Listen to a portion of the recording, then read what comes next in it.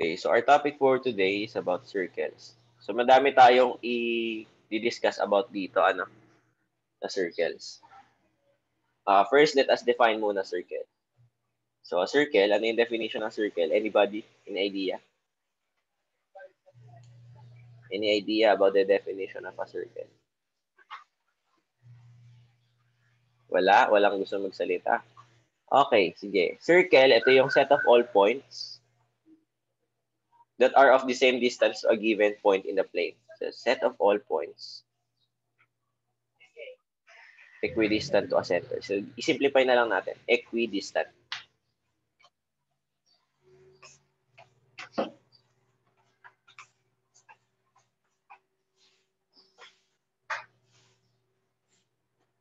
Okay, so ibig sabihin yan, set of all points equidistant to a center. Ano ibig sabihin? Equidistant, ibig sabihin equal distances. So, all throughout, equal yung distances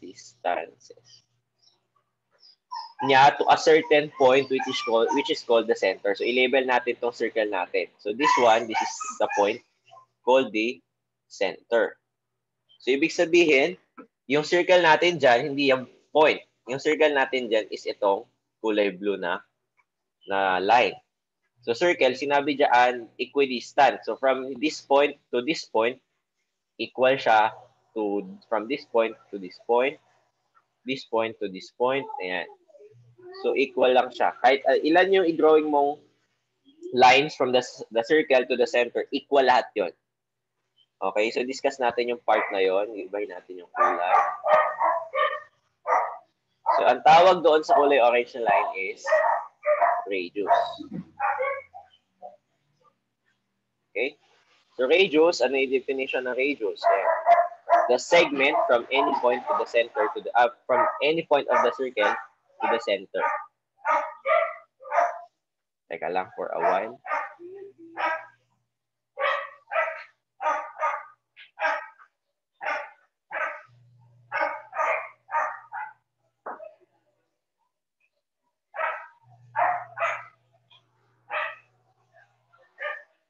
Okay, so ayan yung radius. So, that is a segment from the circle or from any point in the circle or on the circle to the center. So, kinoconnect lang niya yung circle to the center. Next, we have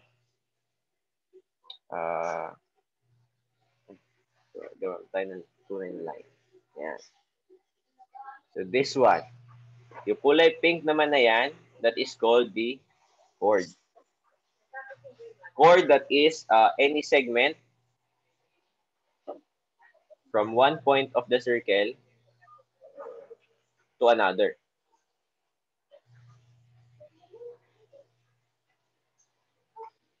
Ito actually, alam niyo na siguro to, pero reviewin na lang natin to another point. So, ito yung points na sinasabi natin. Ayan. So, parehas yung point nasa circle. Okay, pinag-connect lang natin. Now, ito, this one, kulay light blue.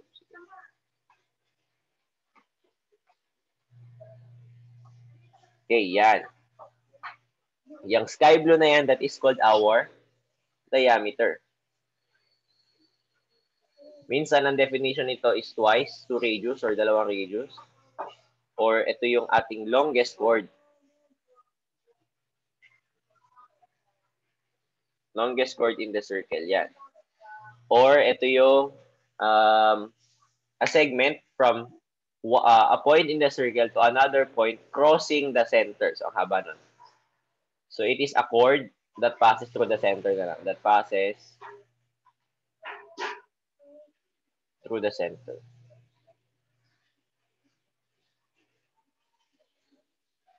Yan, through the center. Yan.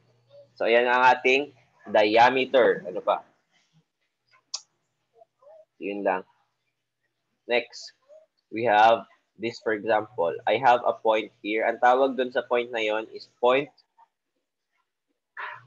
in the interior of the circle.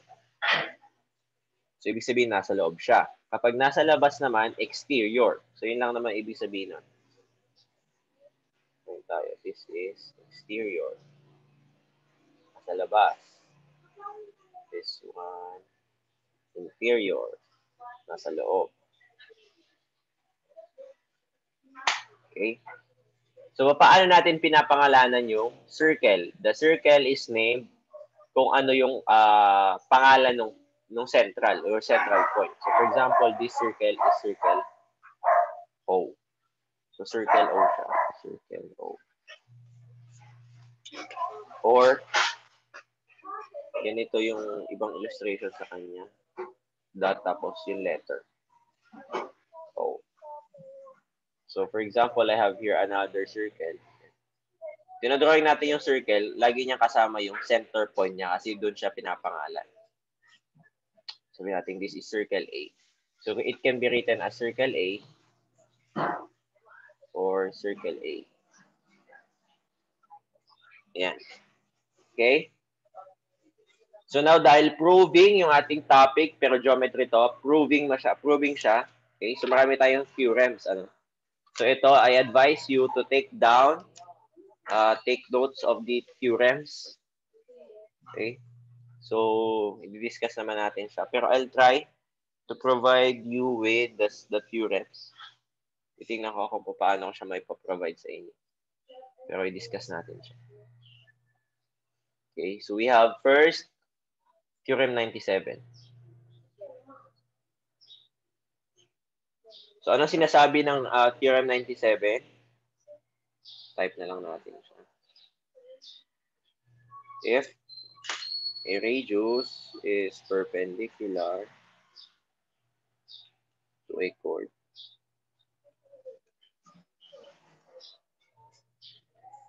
then it bisects the chord. So, illustrate natin si Theorem 97.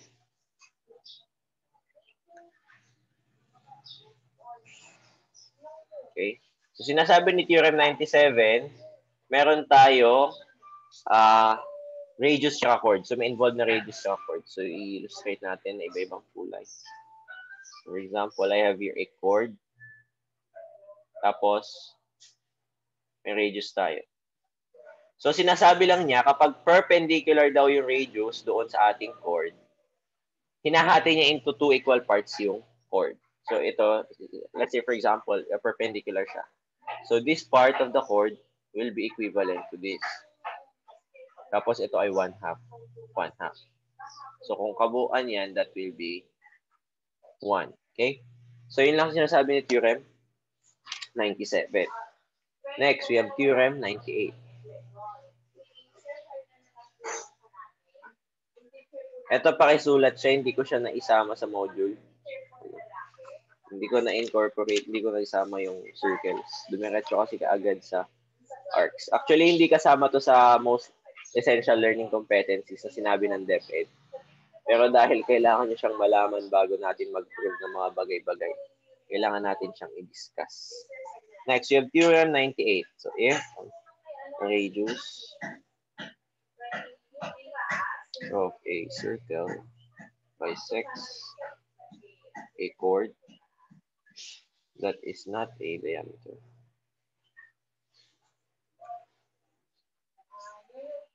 then it is perpendicular to the chord.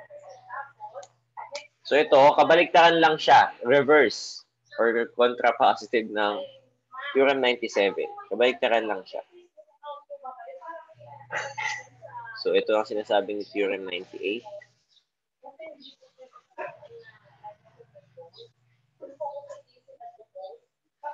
So kung may radius daw tayo ng circle,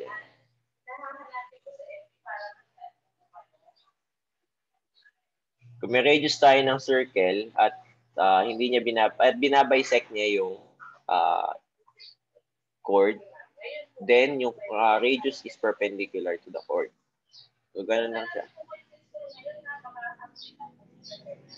Ito kasi may mga times na naka-indicate yung sukat, hindi naka-indicate yung perpendicularity. So for example, this is 1 and 1. So equivalent yung dalawang chords, tapos itong radius, hinahati siya. Therefore, the radius is said to be perpendicular to the chord.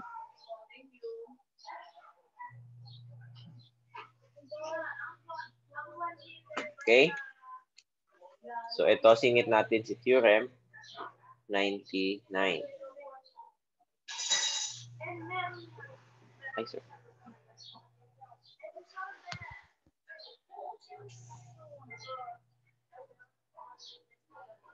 Theorem 99. So, ito, extension pa rin siya ng Theorem 97. Ano? So, sinasabi ni Theorem 99, the perpendicular bisector of a chord passes through the center of a circle. Okay, illustrate natin siya. So, paano siya? Sinasabi dyan, the perpendicular bisector of a chord passes through the center. Pag sinabi natin bisector, it divides it into two equal parts. Okay? Two equal parts.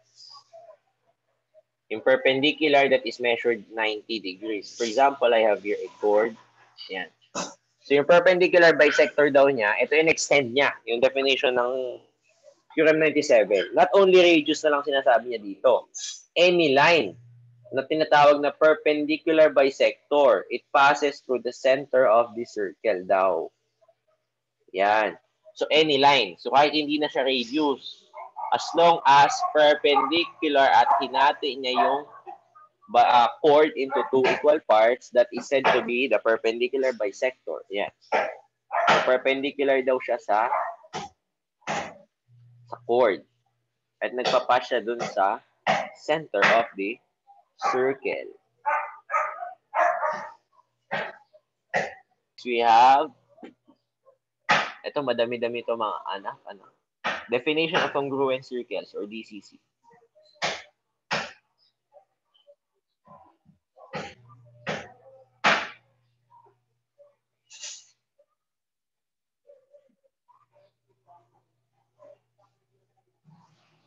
So, sinasabi ng definition of congruent circles, any two circles are said to be congruent if their radius or radii are equal. Congruent circles are circles that have congruent radii. So, yung plural natin ng radius is radii.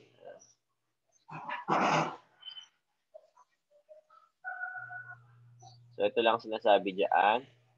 Any two circles said to be congruent kapag equal yung or congruent yung kanilang radii. So, ibig sabihin natin ng congruent, same value, ano? So, for example, I have a radius 5 centimeters. This is circle O. Next, I have circle W. 5 centimeters din siya. Now, circle O is said to be congruent. So, ito yung symbols niya. Congruent. Ayan, to W. Circle O is congruent to W. Kasi congruent yung kanilang radii. That is based on the definition of congruent circles. Okay? Next, we have definition of. Ito marami na tayo ma-encounter na ganito sa proving. Definition of concentric circles.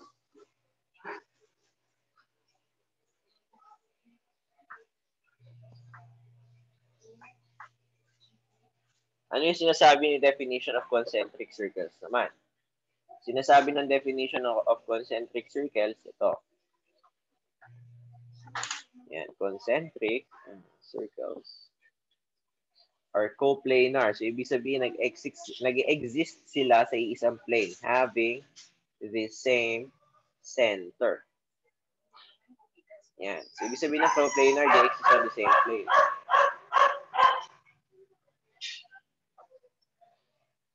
For example, yan.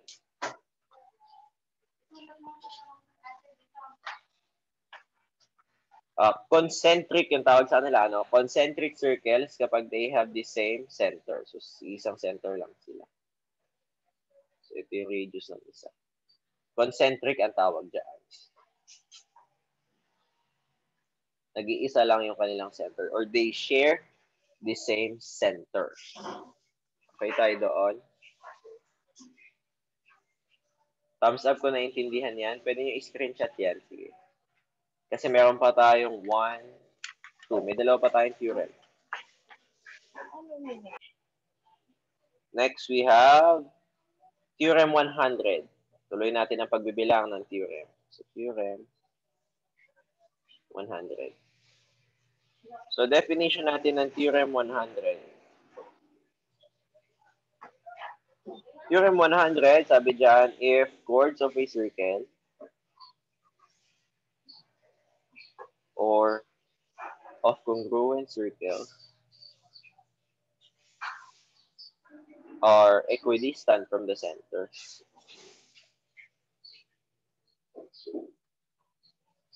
then the chords are congruent.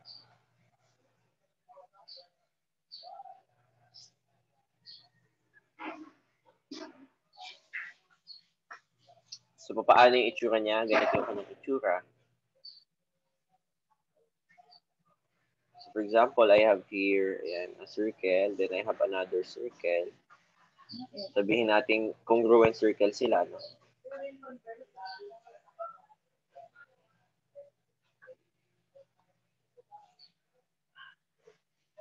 Okay, sige. Naka-record naman tayo yung Zoom natin. Ano. Pwede naman balikan mamaya ni video. So, kapag equidistant daw siya sa center, so ibig sabihin, same distance. So, this is congruent.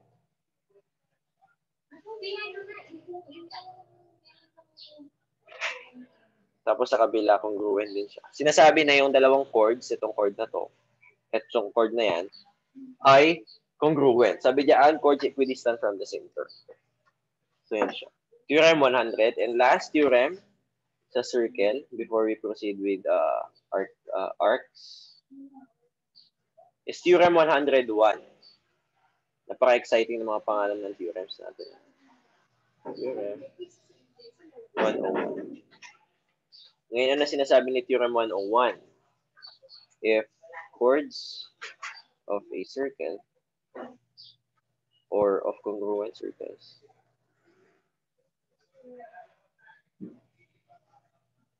are congruent, then they are equidistant from the center. So, kabaliktaran lang siya or contrapositive lang ng Theorem 100. So, yan. Pwede nyo nang i-screenshot and inscribe angles.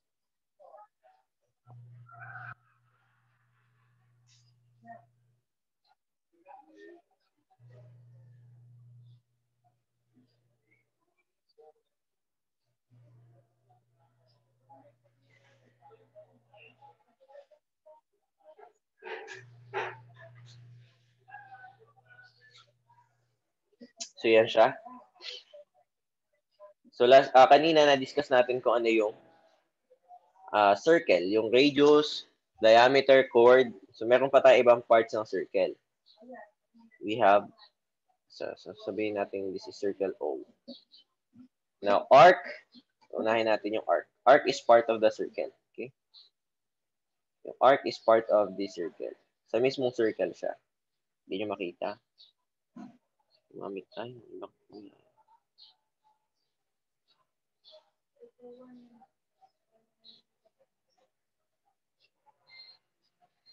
So, for example, I have the point A, point B.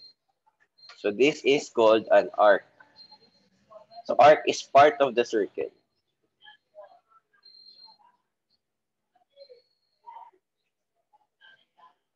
Okay?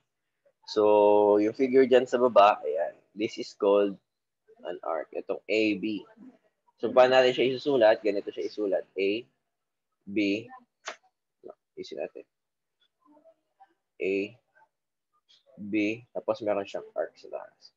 So, ganyan isulat yung arc. So, pag nakakita kayo ng ganyan, that is arc AB.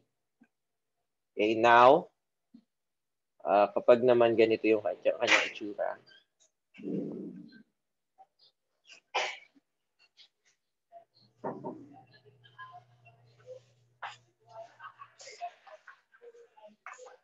sabihin natin this is letter C.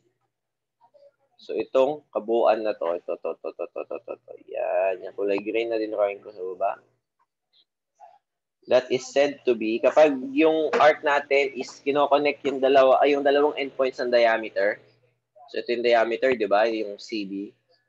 Ang tawag natin dun sa arc na yun is semicircle.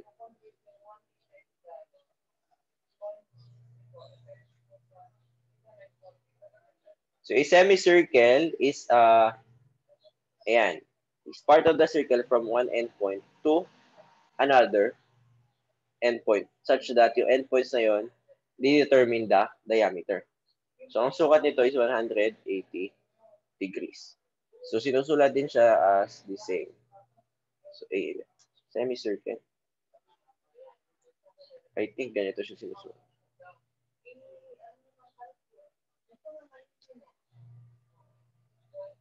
Basta yun, semicircle A, ay CB. So, CB siya.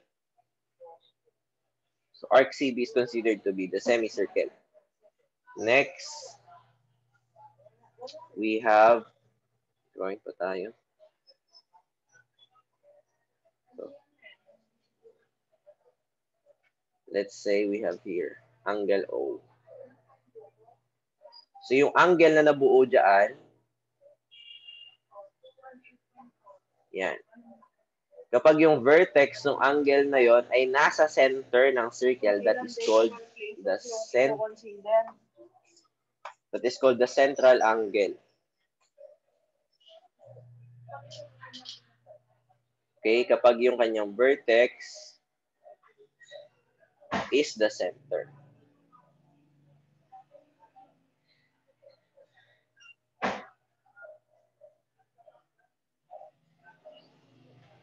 Okay? Next naman, we have, sabihin natin this is point D. Next, we have, sabihin natin,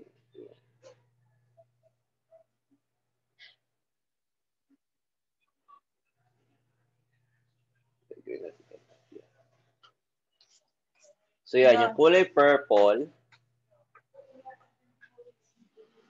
kapag yung angle naman, yung vertex niya is on the circle, so yung vertex niya dito is C, that is called an inscribed angle.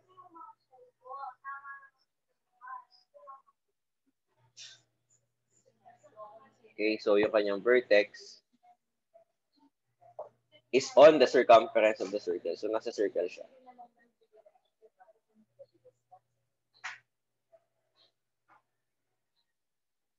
So yan siya. Okay. Next, we have major and minor arcs. So medyo madami-dami tayong definition. So dark green. Ngayon, si major arc, siya yung exterior ng angle.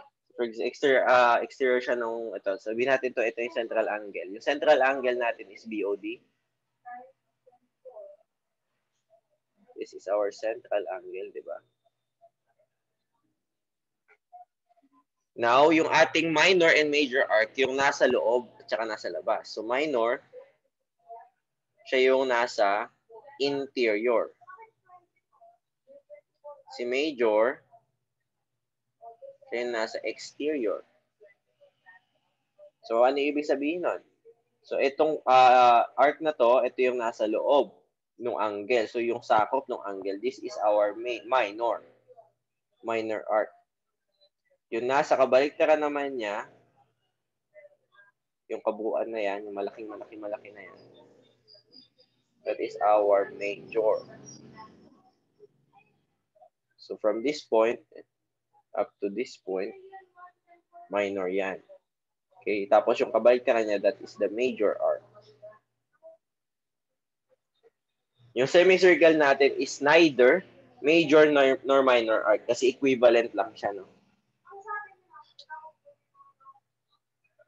Okay? Next. Naliwanag tayo dito sa mga definitions.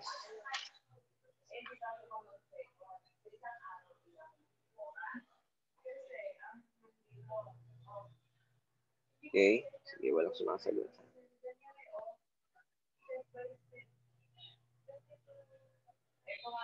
Let's have another example.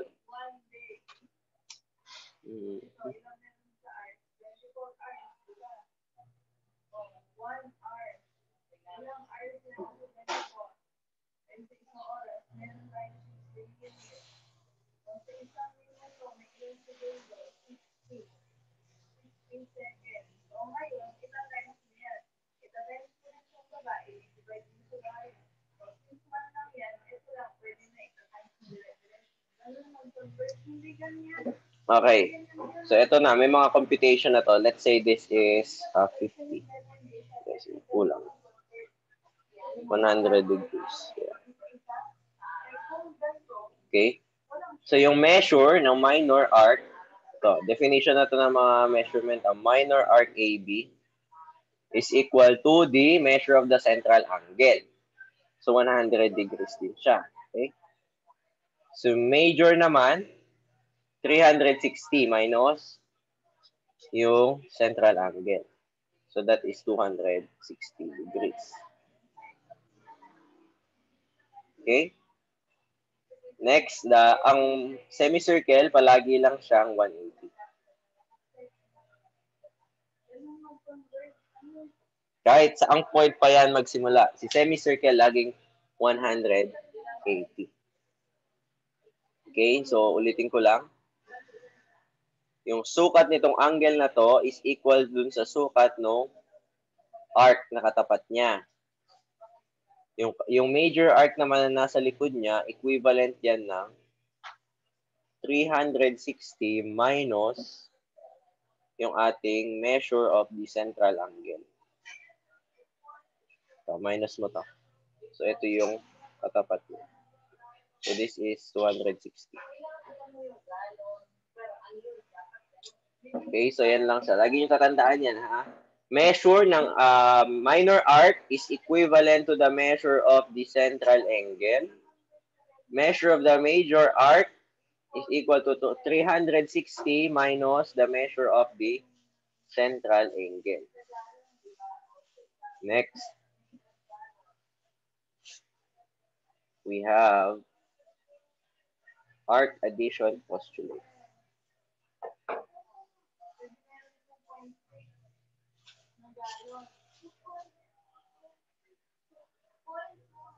Anong sinasabi ni arc addition postulate? Sinasabi niya na the measure of an arc formed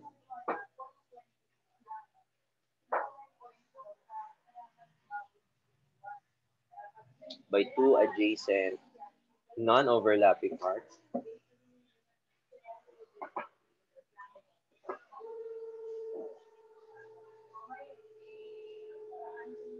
is the sum of their measures.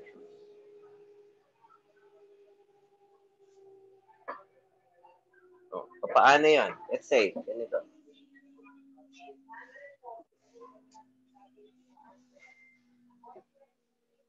So, I have here a circle O. Tapos, I have here A, B, C.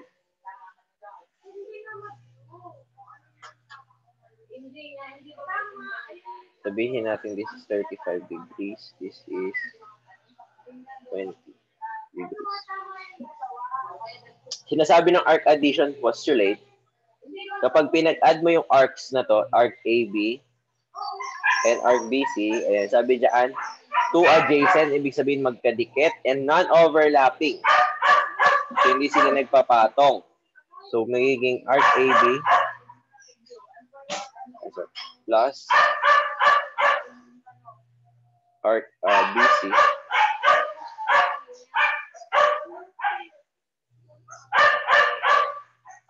is equivalent to arc AC. So, ang magiging lalabas dyan, 20 degrees plus 35. Yung measure natin ng arc AC is 55 degrees. Next, we have definition of congruent arcs. Sinasabi ng definition of congruent arcs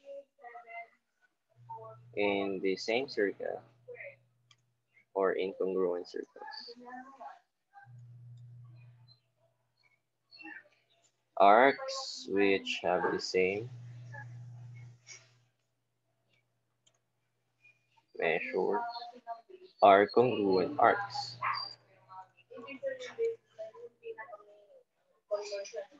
Okay, so ang sinasabi lang niya between two arcs or arcs in the same circle,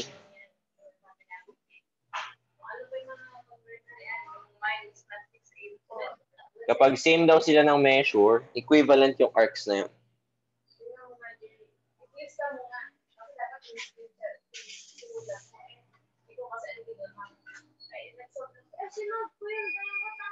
Next, tuloy natin yung pagbibilang ng theorem. We have Theorem 101, ay 102 rather.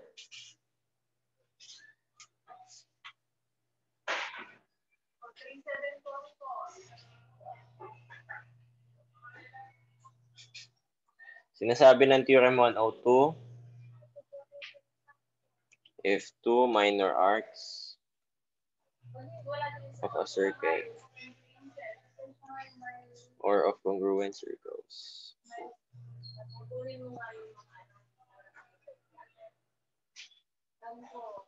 are congruent,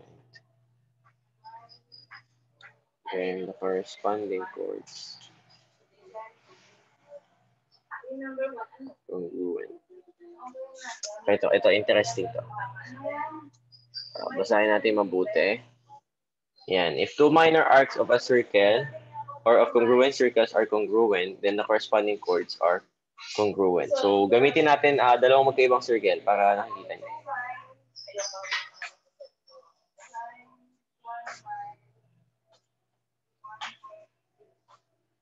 So, let's say, for example, equivalent yan, dalawang chords na yan. Congruent yung dalawang circles. Now, yung mabubuong chord between them, ito, yung chord na yan, tsaka yung chord na to, they are congruent if the two arcs are congruent. Okay? So, kung yung measure ng arc na to congruent dito, etong chord na to will be equivalent or congruent to that chord also. So, yun lang sinasabi niya. So, kapag the same circle naman, pakita lang din natin. Kapag the same circle, so yan, let's have that for example.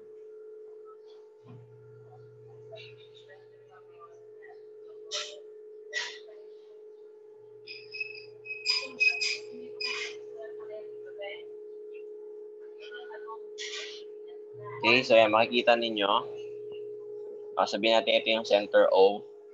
So ito, this is a minor arc and also this is a minor arc. So kapag congruent yung dalawa na to, these two are also congruent. So yun ang sinasabi ng Theorem 102. Okay, next we have Theorem 103.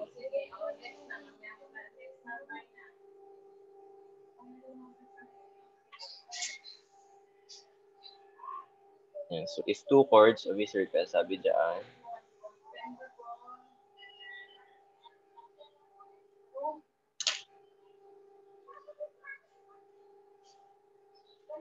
nakikita ba? Ayan, nakikita. So, yan, parang hindi na ako mahirapan. So, Theorem 103, sinasabi dyan, if two chords of a circle or congruent circles are congruent, then the corresponding minor arcs are congruent. So, illustrate natin siya dito sa side na to.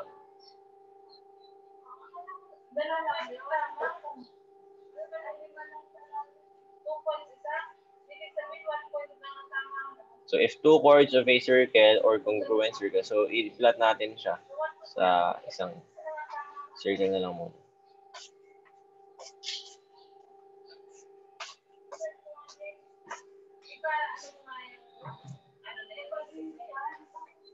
So, yan. If two chords of a circle are congruent, so kapag congruent daw ito, tsaka ito, itong mga minor arcs nila are congruent.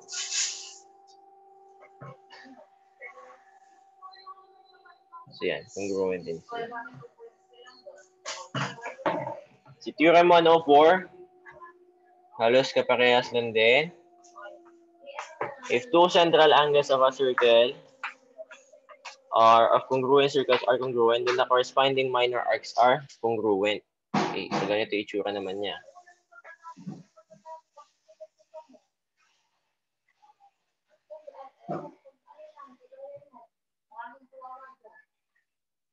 So, two central angles.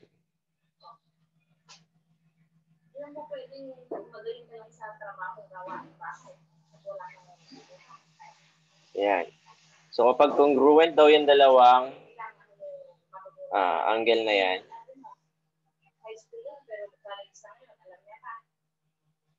equal daw to or congruent yung minor arcs.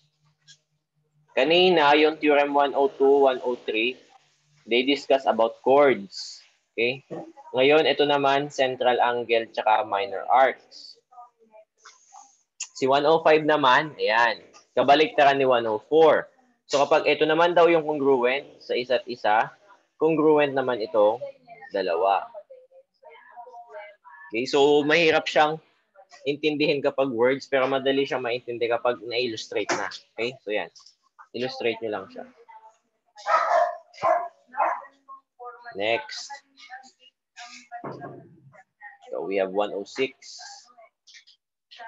Yung kanina, ito mga dinidiscuss natin from Theorem 102 ha, 102 hanggang 107, those are involving central angles.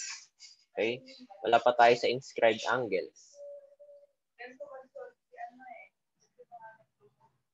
Okay, so dito, if two central angles of a circle are congruent, then the corresponding chords are congruent. Ito naman, ginamit niya yung central angle, then chord. Si 107, kabaliktaran. If two chords, then the corresponding central angles are congruent. So yan, madali lang naman siyang maintindihan. So let's move on to theorem. So dito na tayo kay inscribed angle. So inscribed angle, discuss natin kanina, is an angle whose vertex lies on the circle. So ito yung vertex niya. Nasa loob siya ng circle. So, yan ang inscribed angle. Differentiate lang natin. Pakita ko lang kung ano yung itsura ni central angle. Ano? So, central angle, ganyan siya. Ganyan, yan. Yung vertex niya nasa center. Yan yung pinagkaiba nilang dalawa, no? Yung vertex niya nasa center. Si inscribed angle, yung vertex niya nasa circle mismo. Yan, meron tayong 3 cases ng central angle, ay ng inscribed angle rather. We have 3. Ayan, yan yung tatransyohan nila. The first one, the center of the circle lies on one side of the inscribed angle. Ano ibig sabihin nun? Itong center, ito si O, nasa mismong line or nasa mismong ray nung angle. Next, the center of the circle lies on the interior. So ibig sabihin, nasa loob siya nitong angle. Next one, nasa exterior, nasa labas. So, yan yung tatlong cases natin. Ano? Tatandaan niyo yung tatlong cases na yan. Ito, basahin niyo yung Theorem 108. Ito ang pinaka-importante dyan. Pinaka-tatandaan ninyo. Kung kanina, si central angle, ayan, illustrate natin. Kung si central angle ay equivalent dito sa intercepted arc niya, so yung katapat niyang minor arc, kung ito, for example, ay 40, sabihin natin 40. This is also 40. Ano? So, dito, sabi niya, the measure of an inscribed angle is equal to 1/2 the measure of its intercepted arc. So, ibig sabihin, kakalahatiin mo to, siya yung magiging measure ito. Therefore, this is equivalent to 20 degrees. Okay, so kung ito ay x, ito ay 2x. Kung ito ay 4, ito ay 8. 4x. Yan. 4x, ito ay 8x. So, 2 times, 1/2. Ayan yung tatandaan ninyo kay intercept, ay kay inscribed angle. Okay? Ibig sabihin ng intercepted, yung tinamaan niya. So, ito, intercepted yung tawag niya. Intercepted. Kumbaga yan yung na-capture niyang arc. Pinakain niya. Yan. Intercepted yan. So, intercepted din yan. Okay? So, yan. Ayan yung ating inscribed angle. So, ito, corollaries. Ito, naka-base siya doon sa ating Theorem 108. So, mga sub definitions yan, mga corollaries na Theorem 108. Okay, ito.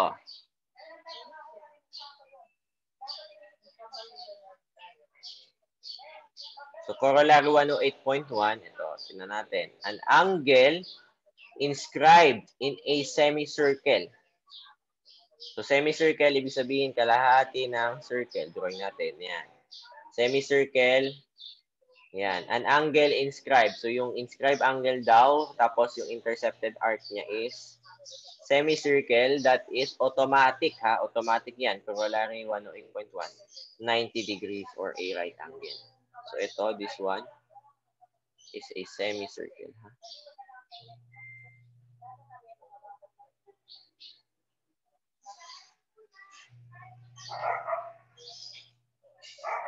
Yan. So, yan yung corollary 108.1.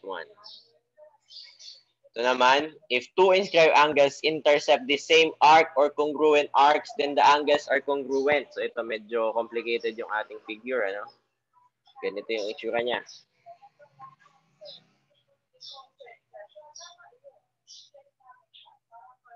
Kung first inscribed angle natin, iyan. Ganyan yung itsura niya. Tapos, meron pa tayong isang inscribed angle pa na same yung tinamaan niya arc. Yan. Iisa lang sila ng arc. It is said to be na ito, equivalent siya diyan. Ayun yung sinasabi ng corollary 108.2. As long as they share, sinishare nila yung iisang arc, intercepted arc. Okay? Equivalent yung dalawa na yun.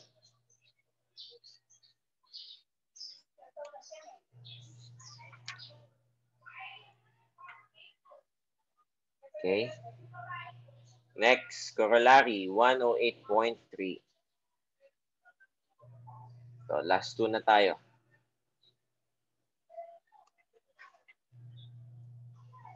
Let's say I have here. Ayan. Sabi niya, ano sabi niya dyan? Opposite angles of an inscribed quadrilateral are supplementary. So, ibig sabihin ng inscribed quadrilateral, nakapasok yung quadrilateral sa loob ng circle.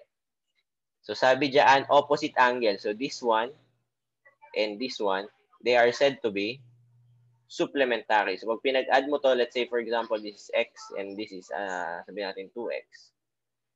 So, ang lalabas dyan, x plus 2x is equal to 180 degrees. So, supplementary. Ibig sabihin natin, supplementary 180 degrees. So, ito kung opposite yung magkatapat. Ayun lang tatandaan nyo, opposite yung magkatapat. Yan, opposite yan. And lastly, corollary 108.4, if two arcs of a circle are inscribed between parallel secants, then the arcs are congruent. So, drawing tayo ng circle.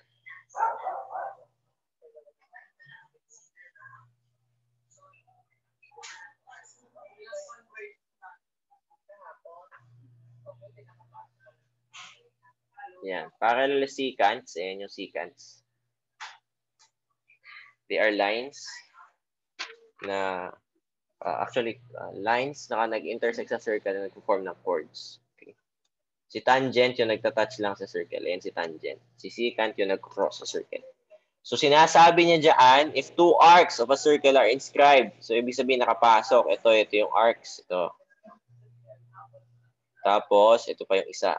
So, kapag naka-inscribe daw siya dun sa dalawang parallel na secants, so parallel daw yung seconds, ibig sabihin, never-ending sila, hindi sila magtatagpo. They are said to be congruent. So, equivalent daw ito dito. So, yun ang sinasabi ni Corollary 108.4.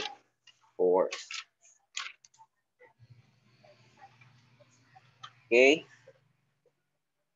So, that is the end of our discussion.